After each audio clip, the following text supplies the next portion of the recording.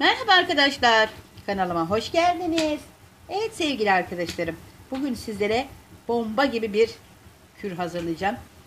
Gerçekten bu çok etkili bir kür. Bizim vücudumuzu baştan aşağı yenileyecek arkadaşlar. O kadar diyorum size. Sabah aç karnına bir kaşık yemeniz yeterlidir.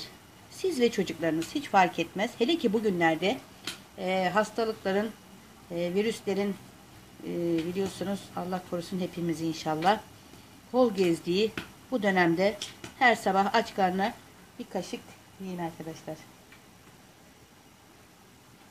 Şimdi nedir bu? Ben şimdi size küçük bir kasede göstermek istiyorum. Bunun bir miktarı yok. Dilerseniz bunu bir saklama kabına ya da bir kavanoza hazırlayıp bir haftalık falan yapabilirsiniz. Bunda bir ölçü yok. Sadece bunun ölçüsü sabah aç karnına bir yemek kaşığıdır. Şimdi pekmezimiz, görüyorsunuz pekmezimiz var. İçerisine balımızı koyacağız arkadaşlar. Bir yemek kaşığı bal. Süzme de olur, petekli de olur. Ben petekli kullanıyorum.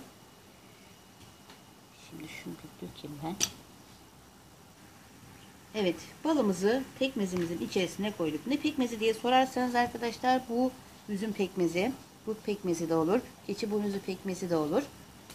Hiç fark etmez. Pekmezimizin içine balımızı koyduk. Sonrasında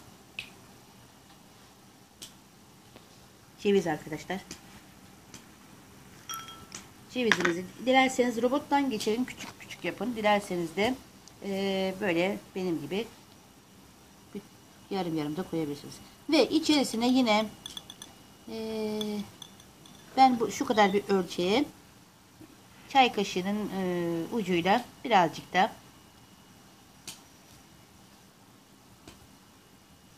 zerdeçal koyuyoruz arkadaşlar. Bunu iyice birbirine karıştırıyoruz. Yani bal, pekmez hepsi birbiriyle iyice özleşsin arkadaşlar. Dediğim gibi vücudu baştan aşağı yeniliyor sevgili arkadaşlarım. Yiyin her sabah bir kaşık. Hem sağlıklı olalım, bağışıklığımız güçlensin. Öksürüğümüz varsa kesilsin arkadaşlar. Hem metabolizmamız da hızlansın. Ama küçük bir uyarı yapmak istiyorum. Şeker hastaları bunu yemesin arkadaşlar, ya da doktora danışıp öyle yesin. Sonuçta bal, pekmez bunlar tatlı şeyler olduğu için belki şeker hastalarına zarar verebilir. O yüzden onlar kullanmasın ya da doktoruna danışıp öyle kullansın. Sağlık her şeyden önemlidir arkadaşlar. İnşallah bu günleri de sağlıklı bir şekilde atlatırız bu hastalıkları. Allah hepimize yardım etsin. Görüşürüz sevgili arkadaşlarım.